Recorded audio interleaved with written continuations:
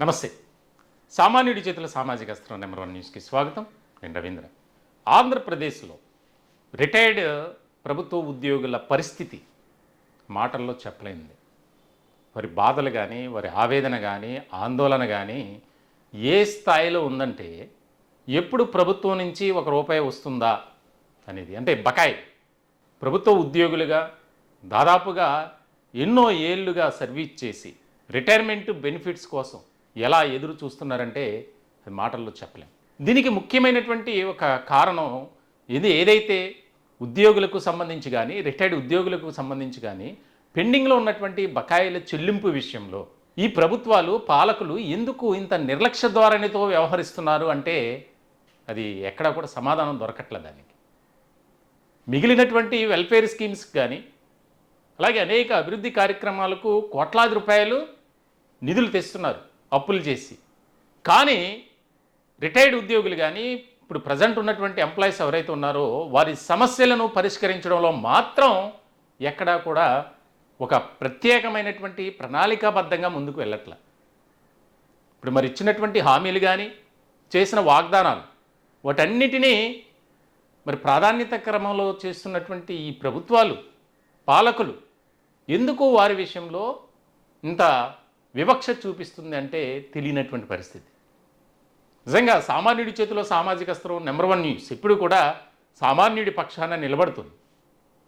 వారి సమస్యలపై అలుపెరగని పోరాటం చేస్తూ వాటి పరిష్కారం కోసం పరితపిస్తూనే ఉంటుంది. ఇలాంటి సందర్భంలో ఎన్నో విజయాలు సాధించాం.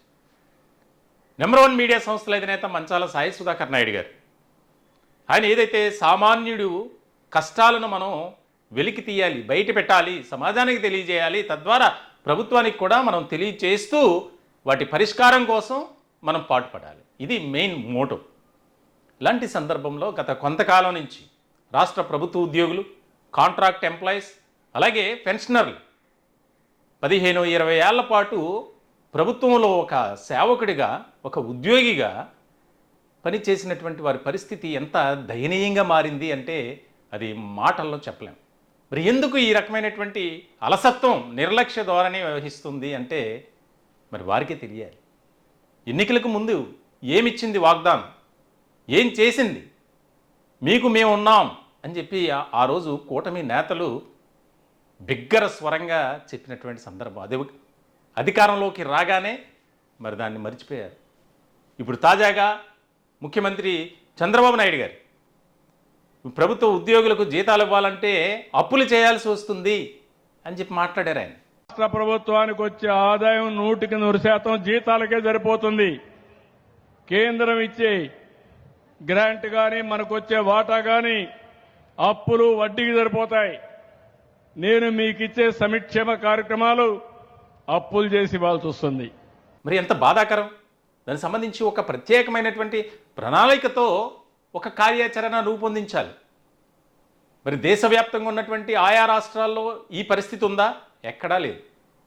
పక్క రాష్ట్రం తెలంగాణలో ఉద్యోగులకు, అలాగే రిటైర్డ్ ఎంప్లాయీస్కు ఇవ్వాల్సినటువంటి, చెల్లించాల్సినటువంటి బకాయిల విషయంలో ఎంత చిత్తశుద్ధితో ఉంది, ఒక ప్రణాళికబద్ధంగా వెళ్తుంది అనేది మనం చూస్తూనే ఉన్నాం. మరి ఇటువంటి తరుణంలో ఆంధ్రప్రదేశ్లో ఆ విధానం ఎందుకు ఇంకా మొదలు కాలేదు? ఆ రకమైనటువంటి నిర్ణయం ఎందుకు తీసుకోవట్లేదు? పవన్ కళ్యాణ్ ఆయనేమో మేము అధికారంలోకి రాగానే మీ సమస్యలన్నీ పరిష్కరిస్తాం, నేను ఒక ప్రభుత్వ ఉద్యోగి కొడుకుగా చెప్తున్నానని చెప్పి పదే ఆయన చెప్పినటువంటి సందర్భాలు ఉన్నాయి. ఉమ్మడి ఆంధ్రప్రదేశ్ మాజీ ప్రభుత్వ ఉద్యోగి కొడుకుగా ప్రభుత్వ ఉద్యోగులు వారి నిరాశ నిస్పృహలు నేను అర్థం చేసుకోగలను. మరి ఆయన కూడా కనీసం వారి గోడు వినేటువంటి పరిస్థితి లేదు. దీనికి సంబంధించి ఎంతోమంది మాకు కాల్స్ చేయటం, అయ్యా మీ ద్వారా మాకు న్యాయం జరుగుతుందని భావిస్తున్నాం, ఎందుకంటే కొన్ని చోట్ల ఇప్పుడిప్పుడే మొదలవుతుంది చెల్లింపులు కార్యక్రమం అనేది, మేము ఏం పాపం చేశాం, గతంలో ఉన్నటువంటి మాదిరిగా రిటైర్డ్ అయ్యే రోజే ఒక చెక్ చేతిలో పెట్టేవారు, మాకు ఒక వారం రోజుల్లోపు మాకు రావాల్సినటువంటి బకాయిలన్నీ మా అకౌంట్స్లో పడేవి అని చెప్పి వారు ఆవేదన వ్యక్తం చేస్తున్నారు. ఈరోజు రాష్ట్ర వ్యాప్తంగా ఉన్నటువంటి రిటైర్డ్ ఉద్యోగులు కానీ, ప్రస్తుతం పనిచేస్తున్నటువంటి ఉద్యోగులు కానీ వారు ఎదుర్కొంటున్నటువంటి, వారు ఫేస్ చేస్తున్నటువంటి ప్రాబ్లమ్స్ అన్నీ ఇన్ని కాదు. దీనికి సంబంధించి ఒక రిటైర్డ్ ఎంప్లాయ్, ఆయన పోలీస్ డిపార్ట్మెంట్లో పనిచేశారు. ఆయన పదే పదే మాట్లాడుతున్నారు. ఆవేదన మీ ఛానల్ ద్వారా నేను తెలియజేసుకుంటానని. ఆయనతో మాట్లాడే ప్రయత్నం చేద్దాం ఒకసారి. సార్ నమస్కారం సార్. సార్ నమస్తే, ప్రసాద్ గారండి. అవును సార్, అవును సార్. సార్ చెప్పండి, మేము నెంబర్ 1 న్యూస్ నుంచి మాట్లాడుతున్నాం. మీరు పాపం మీ ఆవేదన చెప్పాలని పదే పదే కాల్స్ చేస్తున్నారు. చాలా బాధాకరమైనటువంటి విషయం. మీరు ఏ డిపార్ట్మెంట్లో పనిచేశారు, ఏంటి పరిస్థితి? నేను పోలీస్ డిపార్ట్మెంట్ చేశాను సార్. నేను ఓకే, ఎక్కడ సార్, ఏ ప్రాంతం? నేను మన్యం జిల్లా Parvathapuram sir. Okay sir, okay. నేను ప్రజెంట్ విశాఖపట్నం ఉంటున్నాను. ఆ తమ్ముగారి ఇంట్లో ఓకే. మా ఫ్యామిలీకి బాగోక ఘోరంగా ఉంది పరిస్థితి. డబ్బులు ఏం రాలేదు.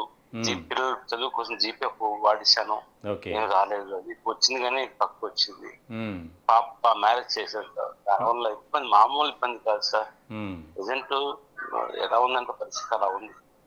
అందుకే ప్రతిసారి యూట్యూబ్ లో చూడడం, ఫోన్ చేయడం, నేను చేస్తారని మా ఎస్పీ గారి దగ్గర ఇన్ఫార్మ్ చేశాను కానీ బాగా పట్టించుకోలేదు.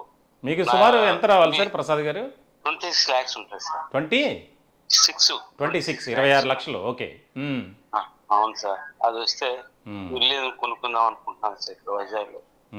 తప్ప ఇంకేం లేదు సార్. చాలా ఘోరంగా ఉంది. మరి ఎందుకు ప్రభుత్వం ఈ రకంగా వ్యవహరిస్తుందంటారు? అంటే కూటమి ప్రభుత్వమే కాదు, గత వైఎస్ఆర్సీపీ కూడా ఇదే రకమైనటువంటి ధోరణి కనబరిచింది. మరి మిగిలిన రాష్ట్రాల్లో ఇలాంటి పరిస్థితి లేదు, కానీ మన రాష్ట్రంలోనే, తెలుగు రాష్ట్రాల్లో ఈ విధంగా ఉంది. అవును సార్, అవును. ఎవరు కూడా అసలు ఇది ఇస్తామని కూడా చెప్పట్లేదు సార్. ఇప్పుడు మన సీఎం గారు డిప్యూటీ సీఎం గారిని వాడు అబ్బాయి కూడా ఇలా ఇస్తాం, ఇలా ఓర్చుకోండి అని చెప్పట్లే. ఇలా ఉంది పరిస్థితి అని చెప్పట్లే. ఎందుకు మేము ఇలా రోజు మీరు ఎప్పుడు సార్, ఎప్పుడు రిటైర్ అయ్యారు మీరు? సార్ మీరు రిటైర్ అయ్యింది ఇప్పుడు 2024 సార్. 2024 October sir. అప్పటి నుంచి కనీసం అసలు ఒక రూపాయి కూడా మీకు రిటైర్మెంట్ బెనిఫిట్స్ రూపంలో ఏమి రాలా? ఏమి రాలేదు సార్, ఏమి రాలేదు. మరి మీ ఉన్నతాధికారుల దృష్టికి తీసుకెళ్లారా సార్? వెళ్ళారా ఎప్పుడన్నా? ఎక్కడ సార్? మీ ఎయిర్ అఫీషియల్స్ దగ్గరికి వెళ్ళడం జరిగిందా? నాకు రావాల్సినటువంటి బకాయిలు ఎప్పుడు వస్తాయని అడిగారా?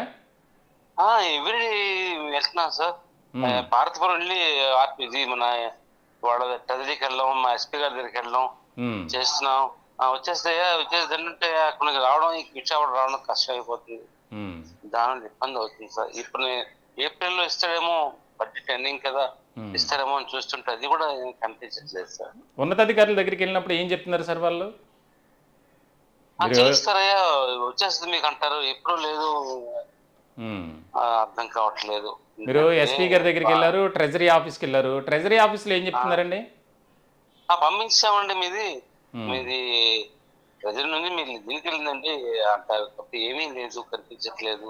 అక్కడికి వెళ్తే మీరు ఉన్నాడు, వెయిట్ చేయండి. ఒక ఆయన యూనియన్ దగ్గరికి వెళ్ళాము, అడిగాను, చెప్పాను. ఎవరు అతను అడిగితే అంటే నేను ఆ డబ్బులు ఇవ్వాలండి, డబ్బులు ఇవ్వాలా ఉన్నాడు ఆయన. ఆ రోజు నాకు గొప్ప బాధ. సుమారు పోలీస్ డిపార్ట్మెంట్లో ఎన్ని సంవత్సరాలు చేసి ఉంటారు సార్ మీరు సర్వీసు? 30 years sir. 31 years చేశాను. 31 సంవత్సరాలు. సరే, మనం ప్రయత్నం చేస్తాం సార్. ప్రభుత్వం సానుకూలంగా స్పందిస్తుంది అనుకుంటున్నాం. ఖచ్చితంగా మీలాంటి వారు ఆవేదన వ్యక్తం చేసేటువంటి వారి సంఖ్య దాదాపు వందల్లో ఉంది, వేలల్లోనే ఉంది. మరి ఇటువంటి పరిస్థితి రాకూడదు. ఖచ్చితంగా ఇప్పుడు కొంతమందికి వైద్యం చేయించుకోవడానికి డబ్బులు లేక, వచ్చిన పెన్షన్ సరిపోక నానా ఇబ్బందులు, అవస్థలు పడుతున్నారు. ఖచ్చితంగా మా మిసెస్ ఆపరేషన్ చేయించండి సార్. కాళ్ళు రావు మా పిఎస్కి. ఓకే. కాళ్ళు రావు, కళ్ళు కూడా పాడైనాయి. అయ్యో, బాగా చేయించాను. దానివల్ల కూడా డబ్బులు మస్తు అయిపోతున్నాం. ప్రజెంట్ మా తమ్ముడి ఇంట్లో ఉంటున్నాను, ఎంప్లాయ్. దానివల్ల ఇబ్బంది సార్. అంటే మీకు ఆర్థిక స్తోమత, ఆర్థికంగా బాగా వీక్ అయ్యారు కాబట్టి మీ సోదరుడు ఇంట్లో ఉంటున్నారు మీరు. అవును సార్, అవును సార్, అవును సార్, అవును సార్, అవును. ప్రతిసారి వాళ్ళకి పిలిచిన ఆఖరికి మా యాప్ ఉంది, వాళ్ళు ఎవరో ఫోన్ చేస్తే వాళ్ళకి లెటర్ రాయించుకు, వీళ్ళు ఒక ఆయన లెటర్ రాయిస్తా ఉంటే 1000 రూపాయలు కట్టണം. ఖచ్చితంగా ప్రసాద్ గారు, మీ ఆవేదన అర్థమైంది. ప్రభుత్వం సానుకూలంగా స్పందించి మీలాంటి వారి పట్ల ఒక కీలకమైనటువంటి నిర్ణయం తీసుకోవాలి, ప్రకటన చేయాలి. మేము కూడా అదే ఆలోచన భావిస్తున్నాం. ఖచ్చితంగా మీకు న్యాయం జరగాలి సార్, జరుగుతుంది. ఈ అవును సార్, ఈ రోజు మహానుభావుని చూడడం, ఆయన ఫోన్ చేయటం సార్, లేదు వాళ్ళు అతను ఈ రోజు నాకు ఈ అవకాశం ఇప్పించారు, నాకు మీతో మాట్లాడినందుకు చాలా గొప్ప సార్. మీ అందరికీ అభినందనలు సార్. నా ఓకే ప్రసాద్ గారు, పరిస్థితి ఉంది సార్. డిపార్ట్మెంట్ లో నేను సంపాదించిన అంటే కరప్షన్ చేయలేకపోయాను. డ్యూటీ చేస్తున్నందుకు ఇలా ఇదైపోయాను బాగా. తప్పకుండా మీరేం బాధపడద్దు. ఖచ్చితంగా ప్రభుత్వం మంచి చేస్తుంది. మేము కూడా మా తరపున సామాన్యుడి చేతుల సామాజిక అస్త్రం నెంబర్ 1 న్యూస్ ఇప్పుడు కూడా మీ పక్షాన నిలబడి మీకు జరిగినటువంటి అన్యాయంపై మేము ప్రభుత్వానికి తెలియజేస్తూనే ఉన్నాం. థ్యాంక్ యూ ప్రసాద్ గారు, మీరేం బాధపడద్దు. మీ బకాయిలన్నీ త్వరలోనే విడుదల కావాలని, మీ అకౌంట్లో జమ కావాలని మేము కూడా మనస్ఫూర్తిగా కోరుకుంటున్నాం. ఈ ప్రభుత్వానికి కూడా తెలియజేస్తున్నాం ఖచ్చితంగా. నమస్తే సార్. ఇదండి పరిస్థితి. పాపం ఆయన ప్రసాద్ గారు హెడ్ కానిస్టేబుల్గా దాదాపుగా పోలీస్ డిపార్ట్మెంట్లో 31 సంవత్సరాలు చేశారు సర్వీస్. నేను ఎలాంటి కరప్షన్ చేయలేదు కాబట్టి ఈరోజు నా పరిస్థితి ఇలా ఉంది. నాకు ఆర్థిక పరమైనటువంటి ఇబ్బందులు, ఆర్థిక స్తోమత లేక, కుటుంబాన్ని పోషించుకోలేక నా సోదరుడి నివాసంలో నేను ఉంటున్నాను అని ఆవేదన వ్యక్తం చేస్తున్నారు. మరి కూటమి ప్రభుత్వం ఖచ్చితంగా స్పందించాలి. రిటైర్డ్ అయినటువంటి వారి బాధ, వారి ఆవేదన, ఆందోళన ఆ విధంగా ఉంది. ఖచ్చితంగా ప్రభుత్వం స్పందిస్తుందనే భావిద్దాం.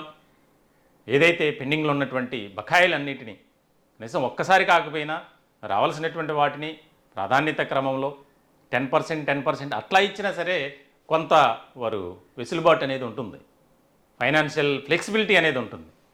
ఖచ్చితంగా ఆ విధంగా నిర్ణయం తీసుకోవాలని నెంబర్ 1 న్యూస్ మేము కోరుకుంటున్నాం. ఈ ప్రభుత్వాన్ని వేడుకుంటున్నాం. ఖచ్చితంగా వారి పక్షాన నిలబడి మేము పోరాటం చేస్తూనే ఉంటాం. వారి సమస్యలు పరిష్కరించేంత వరకు మా యొక్క ఈ రకమైనటువంటి ప్రయాణం కొనసాగుతూనే ఉంటుంది అని మరొక్కసారి తెలియజేస్తున్నాం. ఈ అంశానికి సంబంధించి మీ అభిప్రాయాలను కామెంట్ రూపంలో తెలియజేయండి. దయచేసి మా ఛానల్ని సబ్స్క్రైబ్ చేసుకోండి. Thank you.